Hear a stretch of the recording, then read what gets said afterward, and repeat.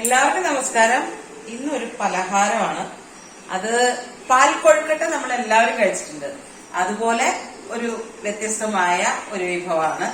നമ്മൾ മണിക്കൊഴുക്കട്ട ഉണ്ടാക്കില്ലേ, അതുപോലെ ആ സാധനം അതിന്റെ ആ കൊഴുക്കട്ട കൊണ്ട് നമ്മൾ വ്യത്യസ്തമായ ഒരു സാധനം ചെയ്യാൻ പോവാണ്. അപ്പൊ അപ്പപ്പൊടി 2 കപ്പ് നമ്മൾ എടുത്തു വെച്ചിട്ടുണ്ട്. പാൽക്കൊഴുക്കട്ട എന്താ പാൽക്കൊഴുക്കട്ട മധുരമുള്ളതാണ്. അത് ശർക്കര ഇട്ടിട്ടും പഞ്ചസാര ഇട്ടിട്ടും ചെയ്യും. നമ്മൾ ഇത്തവണ വ്യത്യസ്തമായിട്ട് കുറച്ച് വെറൈറ്റി സാധനങ്ങളൊക്കെ ചേർത്തിട്ടാണ് ചെയ്യാൻ പോണം. ഇതിലേക്ക് ഒരൽപ്പം നെയ്യ്, വെളിച്ചെണ്ണയുടെ ഫ്ലേവർ ഇഷ്ടമുള്ളവർക്ക് അത് ചേർക്കാം കേട്ടോ. ആവശ്യത്തിനുള്ള ഉപ്പ്, ഒന്ന് മിക്സ് ചെയ്യാം. കൈ കൊണ്ട് തിരുമട്ടെ, കാരണം ഈ നെയ്യ് എല്ലായിടത്തും എത്തണം, എന്നാലേ കറക്റ്റ് ആവുള്ളൂ. തിളച്ച വെള്ളം ഒഴിച്ച് നമുക്കിതൊന്ന് കുഴച്ചെടുക്കാം.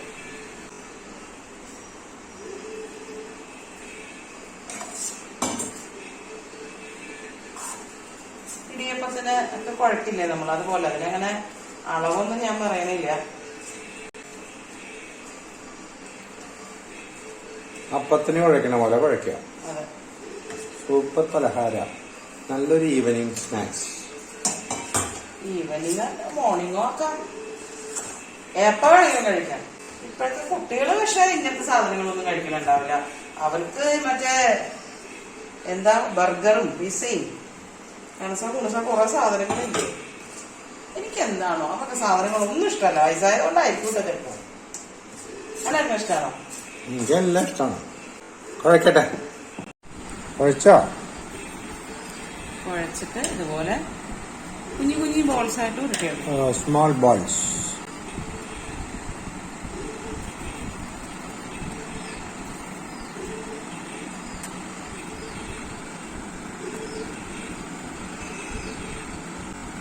ഇതിന്റെ ഷേപ്പൊക്കെ നിങ്ങളുടെ ഇഷ്ടത്തിനാക്കാട്ടോ. റൗണ്ട് തന്നെ വേണമെന്നില്ല. ഇത്തിരി നീളത്തില് മറ്റേ എന്താ പറയാ, നമ്മള് തിരിയൊക്കെ തിരക്കില്ലേ, അതുപോലെ ഇത്തിരി നീളത്തിൽ വേണമെങ്കിൽ അങ്ങനെ ആക്കാം. അതൊക്കെ ഓരോരുത്തരുടെ ഇഷ്ടമാണ്. പിന്നെ മാക്സിമം ചെറുതാക്കാൻ പറ്റിയാൽ നല്ലതാ, കാരണം അതിലേക്ക് ഉപ്പൊക്കെ പിടിക്കണ്ടേ. കഴിക്കാനും സുഖം ചെറുതാ. എന്തെങ്ങനെ കിടക്കണം ബുബേ? ബുബേ ബുബേ ബുബ കഴിഞ്ഞ അച്ഛനോട്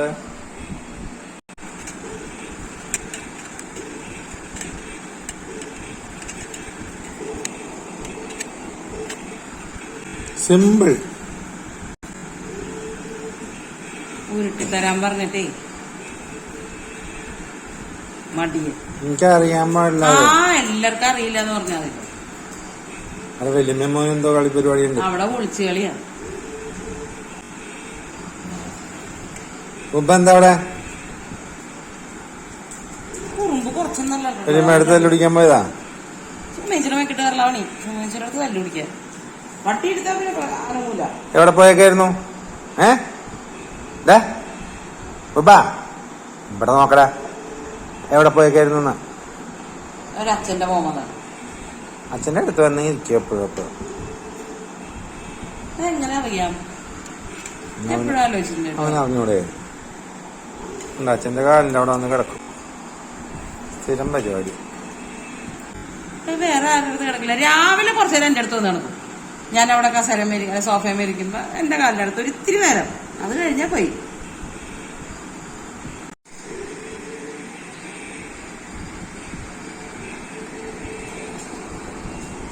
ഇതാണ് ഒരു ടാസ്ക്, ബാക്കിയൊക്കെ എളുപ്പം അല്ലേ? ഇതോടെ പോണ വലിയ മോനും കൂടി തേക്കാൻ പോണോ? 2 രൂപ അവൻ പോണെണ്ടെങ്കിൽ ആദ്യം അവനാണ് പോയി എല്ലാം മനമറക്കണേന്ന് തോന്നുന്നു. കാര്യാന്വേഷണം കൂടുതലാ. ഏതാ ഒരു മനുഷ്യൻ അനങ്ങിക്കൂടാ. അപ്പൊ നടക്കും. സത്യമായിട്ട് അവനില്ലായിരുന്നുണ്ടെങ്കിൽ ഞങ്ങൾ 3 പേരും തീരുമാനമായാലും, പിള്ളേരും കൂടെ ഇല്ലാത്തപ്പോഴേ. മറ്റത് 24 മണിക്കൂർ അതുങ്ങൾ രണ്ടും ഇങ്ങനെ ചിലച്ചുകൊണ്ട് നടക്കുമല്ലോ. അപ്പൊ നമുക്കറിയില്ല. ഇതിപ്പോ ഇന്നലെ ഷാജുവിന്റെ മോളുടെ കല്യാണത്തിന് പോയപ്പോ നമ്മുടെ സ്റ്റാൻലി ചേട്ടന്റെ ചേച്ചിയുടെ കാര്യം പേര് പറയണമെന്ന് പ്രത്യേകം പറഞ്ഞു. അതാണ് ചേന്നമംഗലത്ത് നമ്മുടെ ഭരണിമുക്ക് എന്ന് പറയുന്ന സ്റ്റോപ്പ്, അതായത് വടക്കുംപുറം ജംഗ്ഷൻ. അവിടെ നിന്ന് തെക്കോട്ട് പോകുമ്പോ അഞ്ചിച്ചിട്ട് കേൾക്കണം കേട്ടോ. തെക്കോട്ട് പോകുമ്പോ ആറങ്കാവ് അമ്പലം. അപ്പൊ അമ്പലത്തിലേക്ക് പോണ വഴിയിലാണ് എന്റെ വീട്. അവിടെ നിന്ന് 2-3 വീടിന്റെ അപ്പുറത്താണ് നമ്മുടെ സ്വന്തം ആനി ചേച്ചിയുടെ വീട്. ആനി ചേച്ചിയുടെ പേര് പറഞ്ഞിട്ടുണ്ട്. ആ അപ്പൊ കഴിഞ്ഞ ദിവസം ഈ അവിടെ ഷാജുന്റെ അവിടെ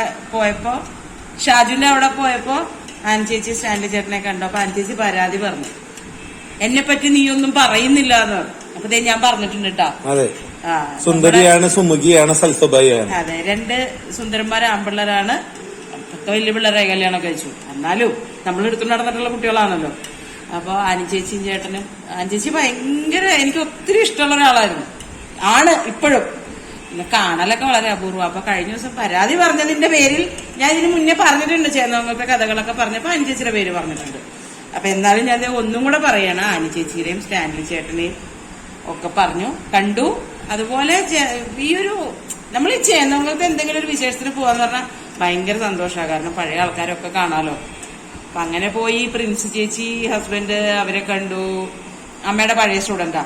പിന്നെ ആരായിരുന്നു പറഞ്ഞേട്ടാ, ഷക്കീല ചേച്ചി, മുനീർക്ക, അവരെ 2 പേരെയും കണ്ടു.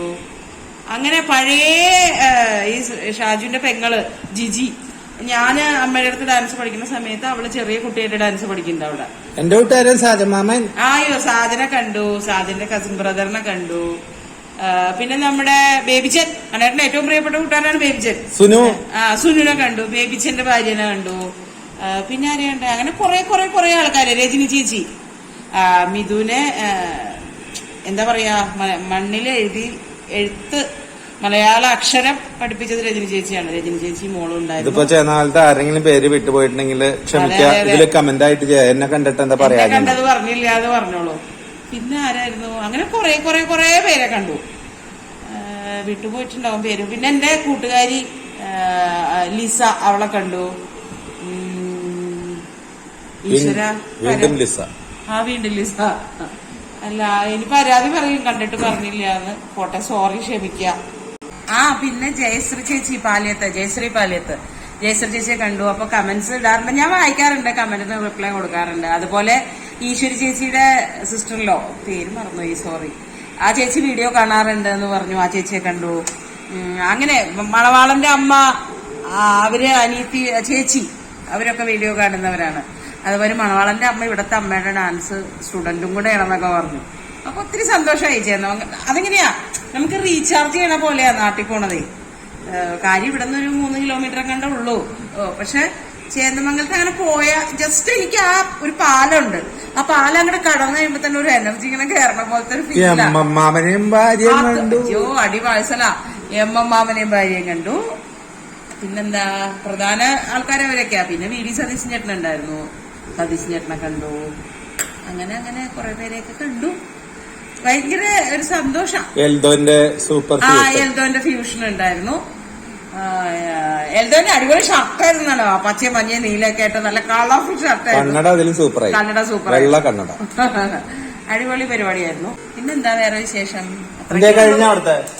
അവിടെ എന്തോ കഴിച്ചെടുക്കുന്നുണ്ട്. കൊണ്ടുപോണ പേപ്പർ വായിക്കാൻ പോണു.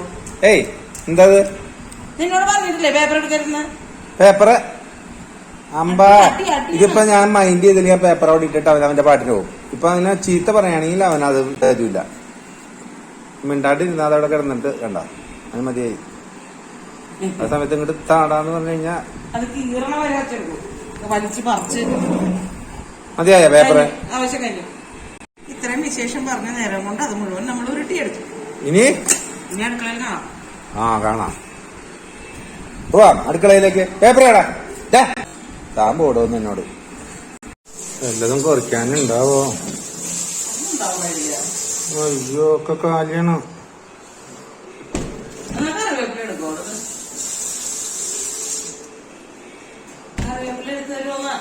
കറിവേപ്പില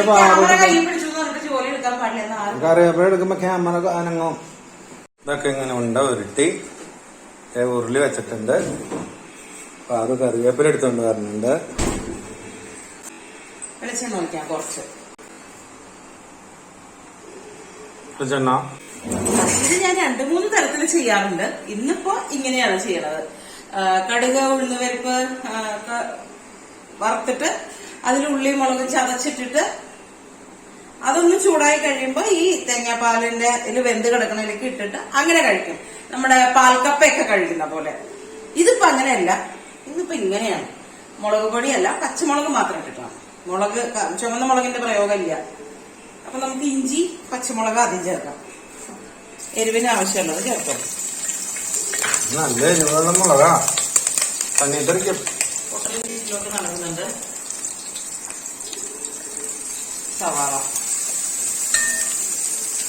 സവാള അരിയാൻ ഞാൻ ചുമച്ച് ഇത് ഉരുട്ടാനായിരുന്നു.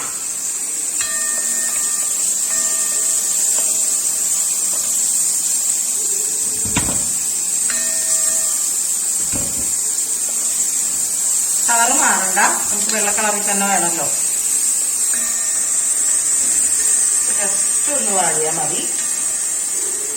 ജസ്റ്റ് ഒന്ന് വാടത്തെ.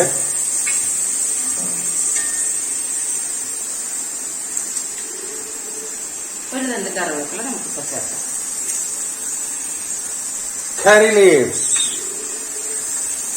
ഇതിൽ കശുവണ്ടി മുന്തിരിയൊക്കെ വേണമെങ്കിൽ ചേർക്കാം കേട്ടോ.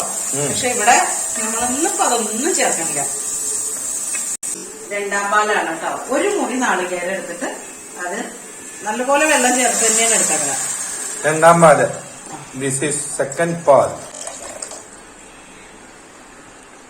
You know English? അയ്യോ, തിളക്കട്ടെ. തിളക്കട്ടെ. തിളച്ചു തുടങ്ങി. തേങ്ങാപ്പാലിന് ആവശ്യമുള്ള ഉപ്പ്. തേങ്ങാപ്പാലിന് ഉപ്പിന്റെ ആവശ്യമില്ല, നമുക്കാണ് ആവശ്യം. അയ്യോ, കോമഡിയാ. ആ, തമാശ ഇടയ്ക്കിടയ്ക്ക് പറഞ്ഞില്ലെങ്കിലേ ഒരു രസം ഉണ്ടാവില്ല. അപ്പൊ നമുക്ക് ഈ ഇത് ചേർക്കാം. എന്താ, പതുക്കെ സൂക്ഷിച്ചൊക്കെ ചേർക്കണം. ഉണ്ട തെറിക്കരുതട്ടാ. എന്റെ കൊട വയറുമ്പോ തെറിപ്പിക്കല്ലേ.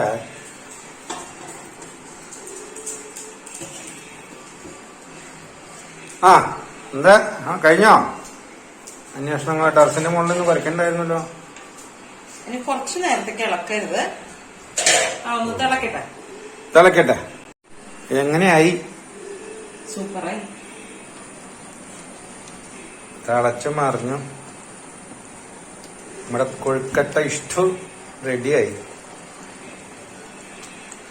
ഇങ്ങനെ ഒരു ഇഷ്ടം നിങ്ങള് ജീവിതത്തിൽ കഴിച്ചിട്ടുണ്ടാവില്ല അല്ലേ പാറു? അതല്ല, ഇനി എന്താ? വേറെ പ്രത്യേകിച്ച് പണിയൊന്നുമില്ല. പിന്നെ പാലൊഴിക്കണ്ടേ? ഇപ്പൊ എല്ലാം സെറ്റാണ്. സൂപ്പറായി. ആവശ്യത്തിന് കുറുകിയിട്ടുണ്ട്. കൊഴുക്കട്ട വേവണോട്ടോ. ഇനി ഇൻ കേസ് നമ്മള് ഉണ്ടാക്കുമ്പോ കുറുകി ഇല്ലാന്ന് വെച്ചാൽ ഇത്തിരി അരിപ്പൊടി കലക്കി ചേർത്താൽ മതി. അപ്പൊ കുറുകിക്കൊള്ളാം. എനിക്കിപ്പോ അതിന്റെ ആവശ്യമൊന്നും ഉണ്ടായില്ല. കറക്റ്റ് ആയിരുന്നു. ഇതാണ് ഇഷ്ടം, കൊഴുക്കട്ട ഇഷ്ടം. ഇത് ഗ്യാസ് ഓഫ് ചെയ്തു ഞാൻ. ഒന്നാം പാല്. അറ്റ് ലാസ്റ്റ് ഫസ്റ്റ് പാൽ അപ്ലൈ.